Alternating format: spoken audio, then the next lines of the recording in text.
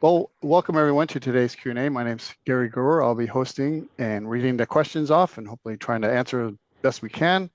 We have a lot of staff hopefully available to help out. Either we'll try to answer verbally, sometimes you will actually be able to answer in the chat window as well. Not a lot of announcements that I know of. I've been out for 2 weeks, so not that I know of, although there was a flash 265 that went out, I believe, Monday regarding work-based learning changes. There's one change for the end of year one, so nothing that we have to rush on right now, but for end of year one, a change in the code sense. And then farther on in the document, there is some changes for 24-25. So if you haven't seen that flash, you might want to take a look at it. It's 265. And then we are still in fall two. Fall two deadline, as most of you should know, was extended to the 15th. Personally, I'm hoping all my LEAs that I'm working with can be done by the end of this week so we can avoid the last week rush chaos that occurs. So if you are at a state where you have no errors and you've reviewed your reports, I recommend LEA approving and get it out of the way, and then we can go from there. That's all the announcements I have. Angela, Martha, did you have anything else you wanted to add? I don't have anything else, Gary. Okay. From me. All righty. And I'm not sure, I don't think Sean's here today. I think I heard she was out. So we'll just go ahead and get started. Go ahead and, sorry about that, Colleen. Go ahead and put a ticket in and we'll get it to the right person. Q1 from Anna. Is there a known issue with report 2.5 English Learner Education Services, unduplicated count of teachers providing EL services? Also on the 4.3 staff teaching assignment detail, I don't see some of the teachers and their sections. I expect to see an integrated ELD instruction only status. I'm not sure about the 2.5. I think we. I can answer that just because I've answered that ticket many times. Okay. Paul, if you could navigate to the report mapping guide for 2.5, there is a handy chart in there because 2.5 is a distinct count. If kids have more than one, or teachers are teaching more than one type of EL service, they get rolled up based on the hierarchy in that table. So it's 2.5 is a real difficult one to reconcile. Okay, scroll down.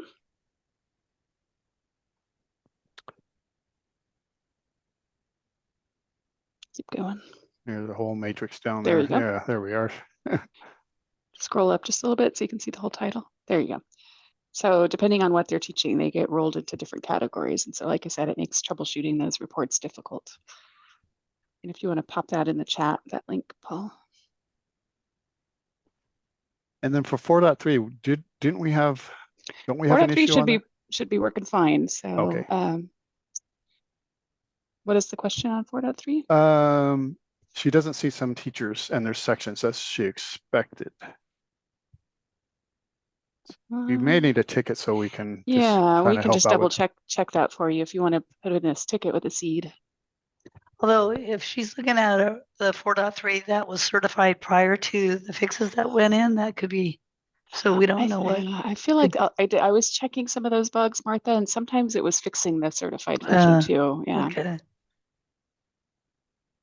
But either way, a ticket and we will get to the bottom of that with you. Ready? Okay, Q1 from Joanne. We certified our Fall 2 on February 29th. Due to the known issues on some of the Fall 2 reports, are all LEAs affected and therefore need to recertify their Fall 2 submission after these known errors have been resolved? If not already answered, when will these issues be resolved? Because since we have certified our fatal errors went from 0 to 111, 20 are known issues 6798. 6798 is fixed, so I can take this one too, Gary. Because Martha and I just got off the phone, and Joanne, you are on the list. Martha's going to be contacting you.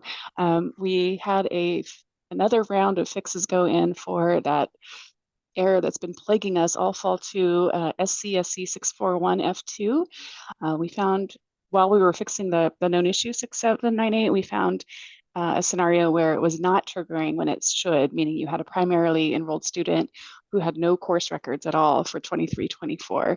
And we just hung up with the phone with CDE a minute ago, and they would like you guys to fix that. So Martha will give you instructions if you want to get a head start, Joanne. If there are some that you think shouldn't be on there, let us know and we'll take a look. So I think you can start resolving them, but not necessarily decertify just yet.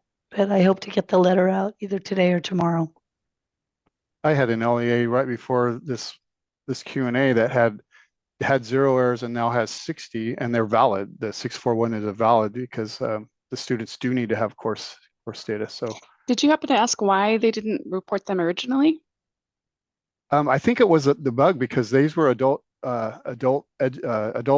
is in transition that should have a course file, but they didn't. And they didn't have courses associated with them, but they weren't getting an error before. But I think when the error got fixed, then they started showing up. Maybe that's 60 of them. Anyways, I told her the error is valid, so she should probably fix it.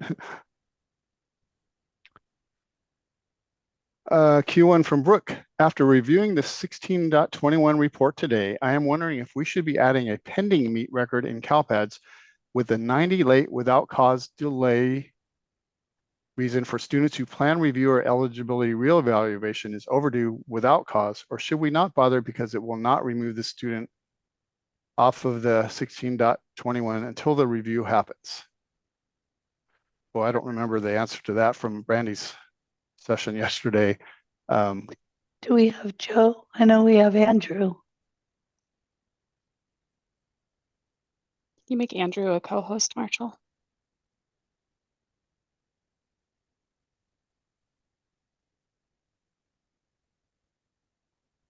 Because putting the 90 late without cause delay, they're still going to be counted as in that category, right? So Andrew is a co-host. Okay, great. So Andrew, are you available to answer that question? And I am dropping the PowerPoint from there. yesterday's. I couldn't unmute myself. Do you have a recommendation? Should they bother putting in the delay code if it's not going to cause them to fall off the 16.21 report? Yeah, my understanding that it's not going to make them fall off. Either the 90 or a blank, right, is the same thing.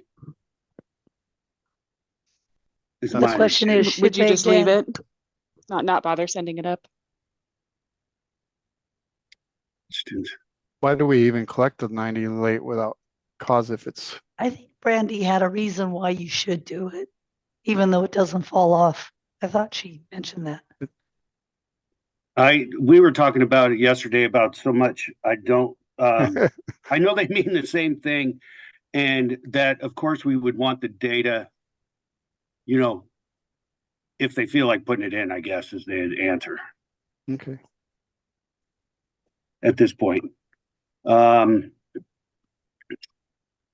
it fall off? I don't know if it'll fall off. So. Okay. I just know they mean the same thing. And I did drop the PowerPoint from yesterday's into the chat box. Yes. Thanks, Marshall. Oh, okay. There you go. Thanks, Andrew. Thank you. From Ethan, Q1, any update to active issue 6802? Yeah, I saw your question there, Ethan. I think that one got turned back to us as working as designed. I'm trying to find it. Counts are inflated on the 4.3 and 3.1 reports. One second, I'm looking for it.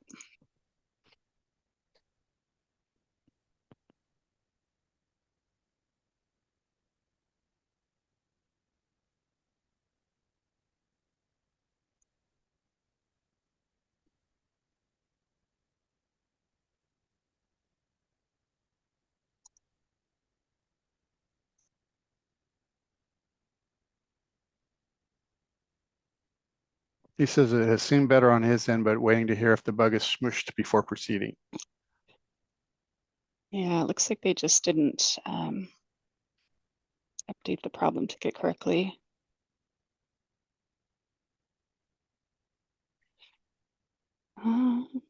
I need to follow up on that one, Ethan. So I'll shoot you an email later when I find out. All right. Q1 from Jeremy. Basic question. Has a student with disability indicator report been created that is easier to read and distribute to needed personnel without having to convert the SSID extract to a readable format with its many, many lines of data? I don't believe it has.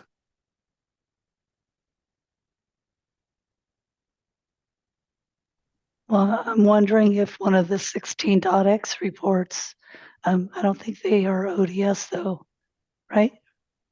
Or are they? No, not the If 16. you just wanted a list of all your students, that's a student with disability. Would the 8.1 give you a list, the profile? It would give you a list and you could filter on students with disability, potentially. Have you tried that? Yeah, that's an idea.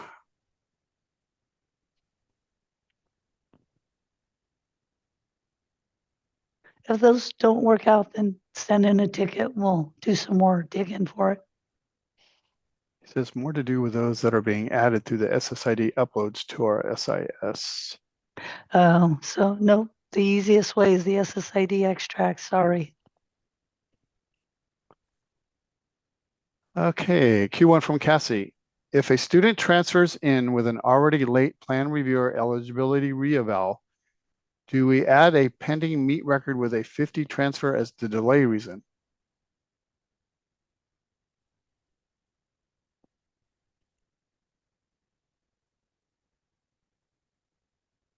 I don't think I remember her saying anything like that yesterday. Andrew, do you want to take that one?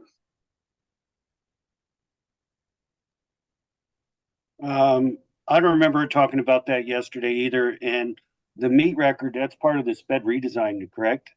Right. Yes. Yeah. I am not familiar with that one enough to say. So I would either send in a ticket or, yeah, I can't believe I'm the only one here. I feel like I'm out on it. I know. I feel like we're picking on you today, but Yeah, Joe's usually our guy. Sorry.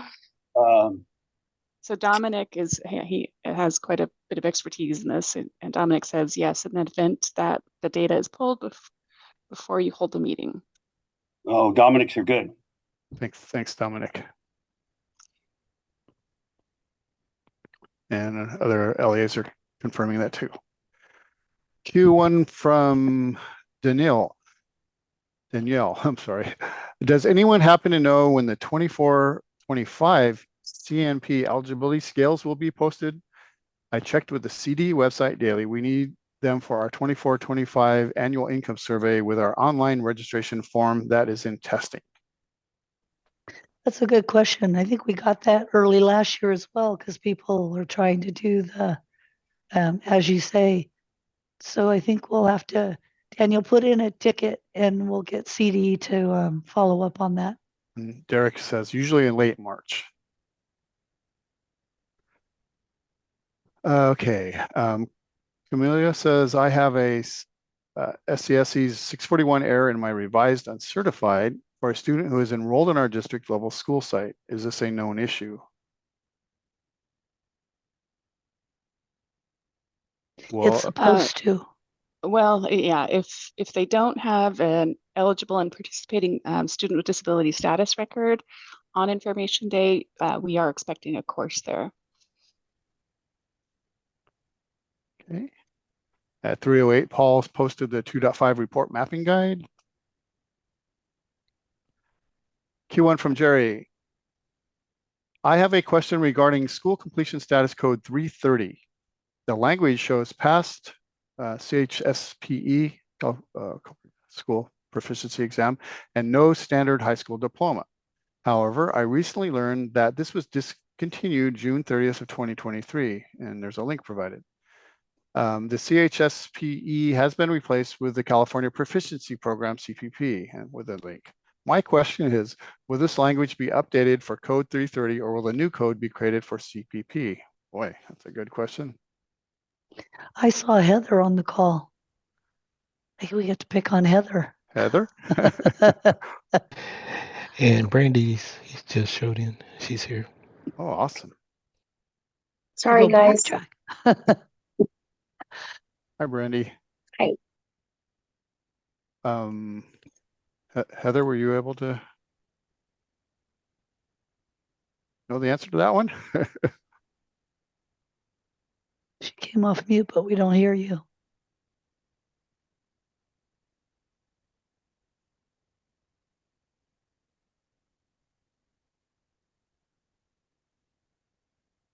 Mic's not working. Should we just have a ticket then, Jerry, and we can get the answer for that one for you?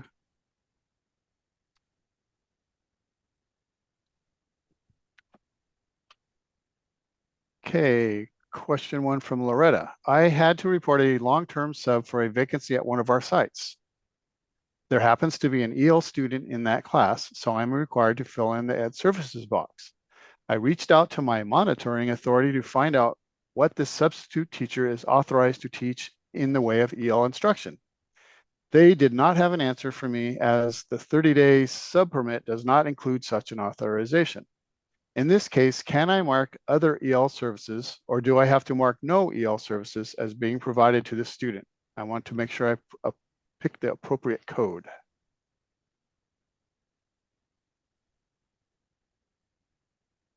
Well, can you find out if they have any EL services? Otherwise, I'd say there's no services.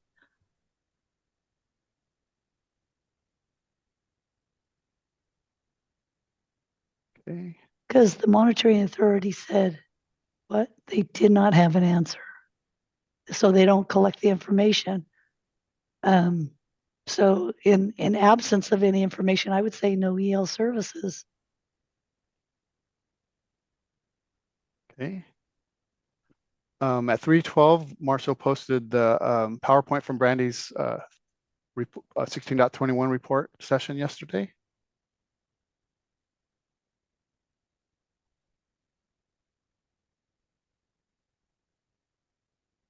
Q1 from Shelley was, what time was the SCSE0641 F2 fixed today? My revision create date 3/6 at 8:37, and CDD run completion was earlier today. Do I need to wait for another revision? It was fixed on Friday. So if you have a revision dated after, let's say, March 3rd to be safe, then the fix is in place. So if you're not seeing anything, you're not impacted. You report all of your enrolled kids with a course enrollment. Good job, Shelley. Okay. Q. Oh, that's a repeat of that question. Q1 from Alex. I have a few students triggering the 641 error 6775. They were enrolled at our site to get evaluated and enter SPED after census date, and the initial evaluation parent consent date is before census date. Do I need to add courses to them because they were not SPED until after census days? So Martha, that's the scenario I was just telling you about that. I'm glad Brandy's here. So Brandy, this is a 321 timestamp. I don't know if you were on yet, but the scenarios, they are enrolled at the district office to get assessed for SPED. And then sometime after information day, they get a status record. So it's coming up as an error saying you got to report a course for the student. So what do they do in that scenario? Should they change the enrollment start date to match the eligibility start date on the status record? So, and these are for students that are in kindergarten through, I'm assuming, TK 12. Yeah. So they were evaluated after they enrolled, but the validation is not taking into account the eligibility start date. My assumption is, right? Well, it's identifying that it's after information day. So in CalPADS world, that student is not a student with disabilities, right? Because they weren't on 10-4, so we're expecting a course record for them. Okay. and they don't have a course record for them. That's what's confusing me. So they're just getting evaluated, but they're not attending school. I've had a couple TK through, people tell me that, yeah. because kindergarten's not compulsory. So yes, if they're not attending school, that's actually a really good solution. So they're not actually attending school because TK and kindergarten are not compulsory, then modify the enrollment start date to align with the eligibility start date. Yes, I think that's probably the only line of enrollment for them. So they're not going to be able to delete it. They'll have to N470 no-show it and then add a new enrollment start date matching the eligibility start date. Oh, lovely. Yeah. But that will clear the 641 error. Yeah. And that's only for grades TK and K. I mean, ideally, I guess, I mean, I don't know of any corner cases where it would be grades. Because if you have them enrolled, but they haven't yet at the district office and they're in a grade, let's say first grade, they should have a course if you have them enrolled. I mean, yeah, they should be in a classroom. Yep. So both Cami and Rochelle have that scenario. So if you guys want to type in, if you have an example of a student that's first grade or above that doesn't have any courses that you think we shouldn't have to report courses for, let us know what that is and we'll talk about it.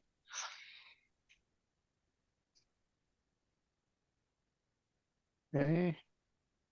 In the meantime, Heather did say her mic wasn't working, and so Jerry asked her the question, and she says, yes, there is a user story in the current spread to update the language for the CHSPE going to the CPP. And I will translate that, Heather speak to user speak. So within the next 2 weeks, it'll be deployed. Okay.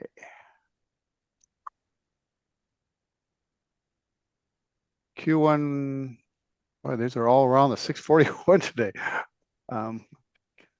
Actually, that question was already asked. So I'll go back to, there was a Q2. So Shelley's is a 6th grade student attending private. So what does that scenario say, Brandy? So they're attending a private school? It shouldn't have triggered, right? We don't. Well, it's probably at the district office, right? They enrolled to assess But if they're at the Oh. district office, they shouldn't be getting that validation anyway.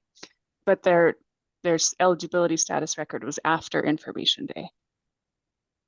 So they put them at the district office, then the kid went to MPS.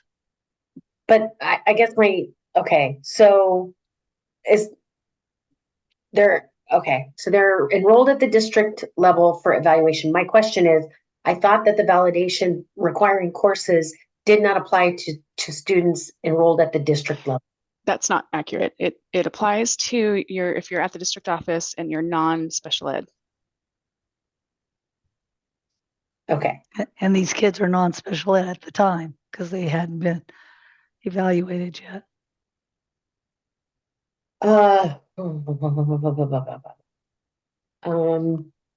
So just, you know what, it's probably best if you send in a ticket so I can think of, yeah, thank you, Shelley. Sorry. And I'm going to put my name on there too, because I want the answer. Okay. Okay, first Q2 is from Cassie. If a student transfers in with only a short window of time, 10 days, for example, before the plan review or eligibility review is due, do we add a pending meet record in CALPADS online maintenance with a 50 transfer as the delay reason? Okay, so can you do me a favor and repeat that because I can't see it. I can't see the question. Sure. If a student transfers in with only a short window of time, 10 days for an example, before the plan review or eligibility reeval is due, do we add a pending meet record in CALPADS online maintenance with the 50 transfer as the delay reason? Sure, if you're sure that it's not going to happen within that time frame, yes. We talked a lot about this in the webinar yesterday, that you do have the ability to be proactive, to tell us when those plan reviews and when those reevaluations are going to be overdue. So if you want to send up a pending record and say that as of this date, this meeting is going to be delayed for the following reason, then you can do that. And depending on your SPED vendor, like I said, I'm not sure what all of them do. I know SACE users have to manually enter those records into CalPADS through online maintenance. Okay. And a Q2 from Dominic. It's a similar situation, so it's probably a good idea. Oh wait, no, that was, you were answering someone else's question. I'm sorry about that.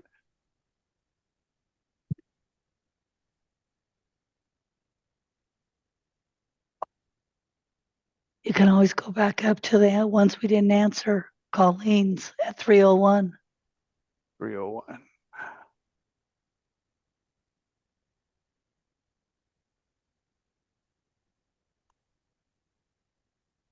The LAO one.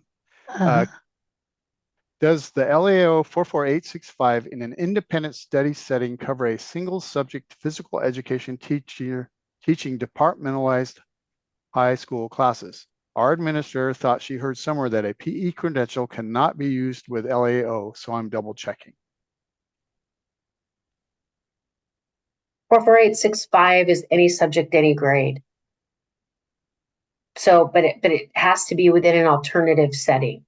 So it has to fit. Go ahead. Is it independent study alternative? Independent study is one of the alternative settings. So and it doesn't matter that it's PE. That statute, if you look at the reference material on 44865, it covers any subject, any grade. Okay. There was another one that we had. I can't remember who it was from. And it was one that we asked Andrew about too.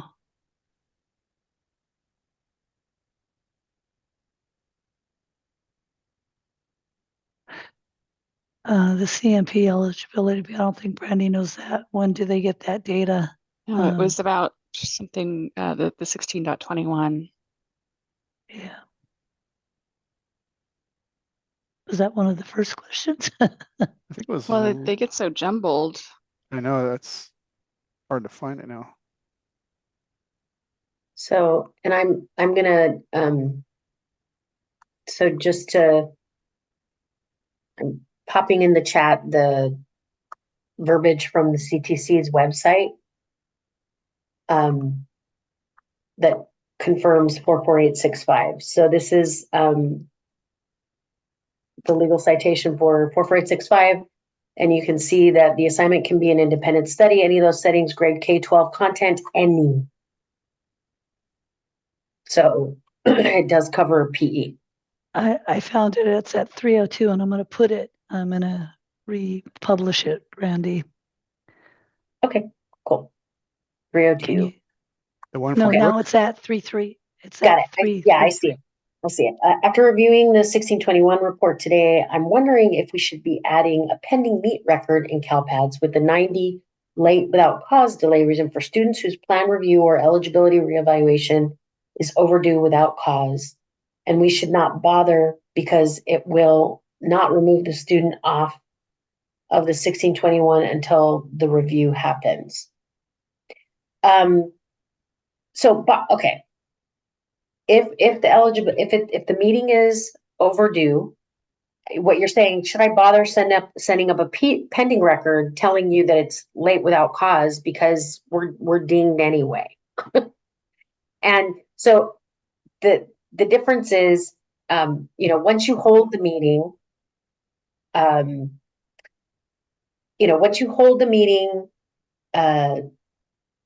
you have to you can associate a meeting delay with that meeting. If it's late without cause, it's going to be a dink anyway. So should you bother, I guess is my question. Once we start generating the reports monthly from our focus monitoring and technical assistance teams, they'll be reaching out to you or to your SELPA and asking about these meetings. So to assist your SELPAs, I would put it in.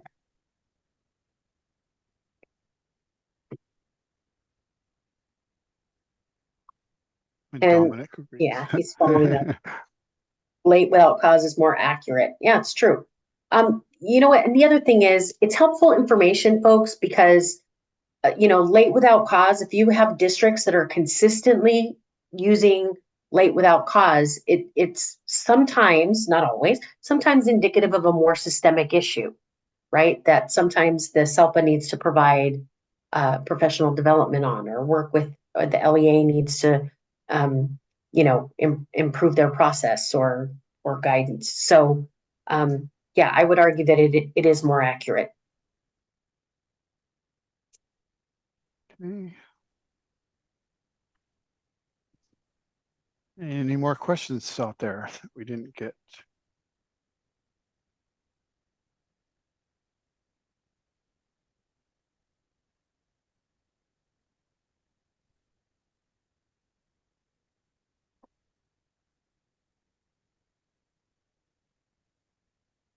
Swanzetta has one at the bottom. Oh, there we go. Q1, should an EL student be in a LIP if they enroll after census day?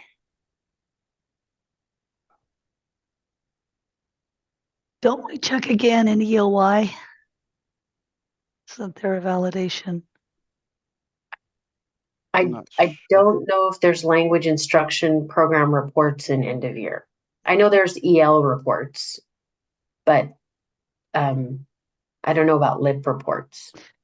But I guess a matter of practice, anytime you have a English learner, you should put them in a program.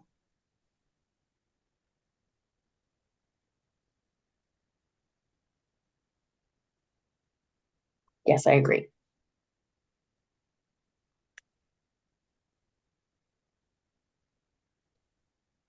Okay, any more questions?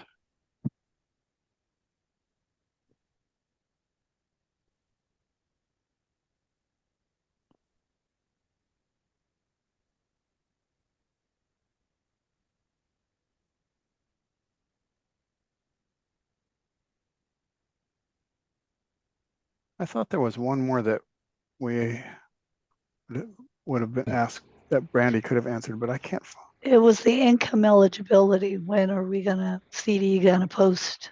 The one Dominic answered okay. too. Okay. Right? Yeah. And I think Derek Derek just posted something as well. Yeah. Here's one, Q1. Is there documentation on when the temp not enroll can be used? Temp not enrolled. Not familiar with. I think that's an Aries attendance code, I think.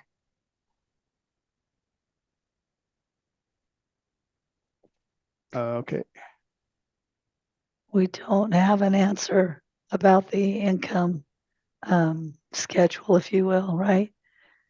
Somebody at CDE puts that out, what the income eligibility table is, and we don't have it yet, but we're going to ask CD how soon they will get it published. Derek thinks it comes out at the end of March. And Derek has a question. Q1, is parental involvement facilitation code required for the pending meet records? I believe that this was a defect in the beginning, and I think it's since been resolved. So if you're creating a pending as of record, it should not require the population of the parental involvement facilitation code.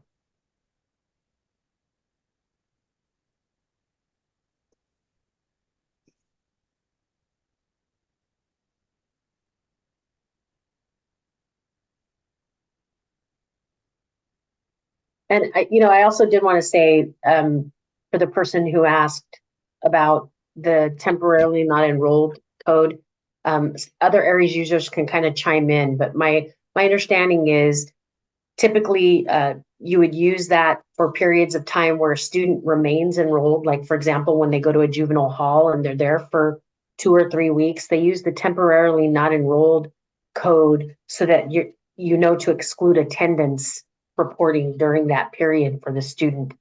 And that period doesn't get included in the expected days of attendance. And Robin just posted absence codes in Aries, so that's good. But I believe that's what it's used for. It's just to exclude them from attendance reporting. Okay. And some of the responses about the parent involvement facilitation code, Marissa and Cassie said they were able to post leaving that field blank with no problems. Perfect.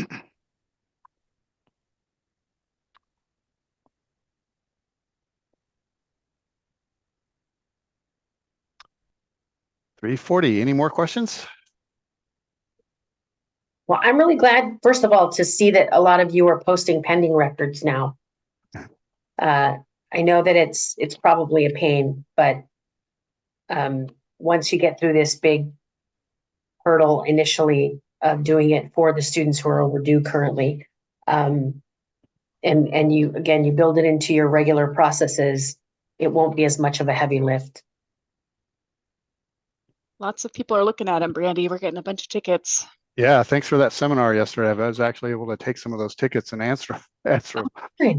Good. I'm glad. And we are, just for those of you that were on the webinar yesterday, there were about 80 questions that we weren't able to get to, but my team does have a copy of all those questions, and we're going to categorize them and develop FAQs.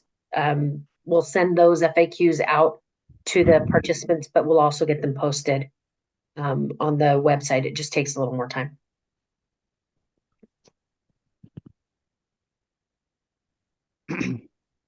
And last call for any more questions?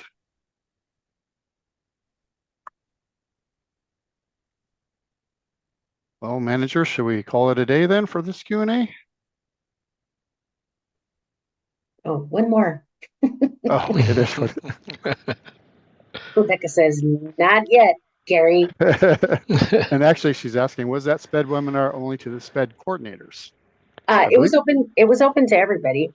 I mean, we sent out the message via the SPED support listserv, the CALPADS support listserv, SPED support listserv.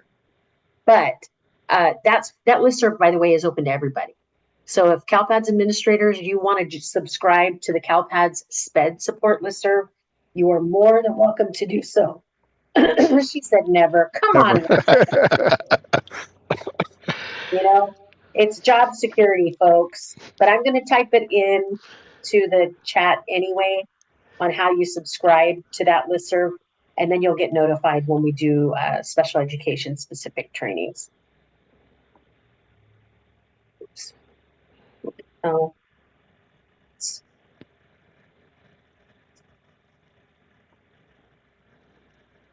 Any last questions? Why are you guys so cool? Q2 from Ethan. Oops, it's popping over.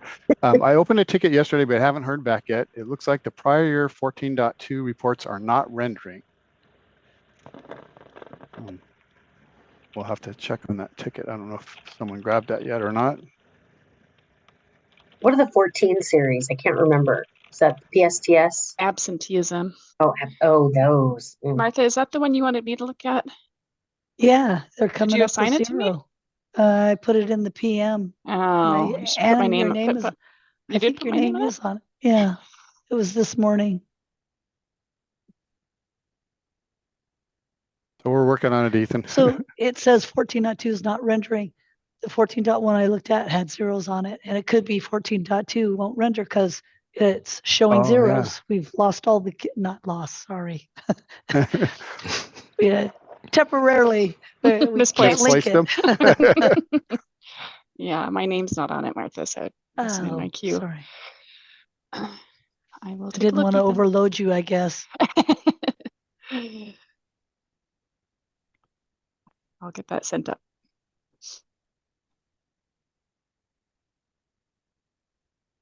Okay, then. Should we call it then, or Yeah. wait for? Okay. That sounds Yeah. good. Well, thanks Good job, everyone Gary. for helping out today. Nice. Thanks, Brandy. Thanks, Andrew. Thank you. Everyone. And we will be back next Wednesday with this Q&A. We'll see you next week.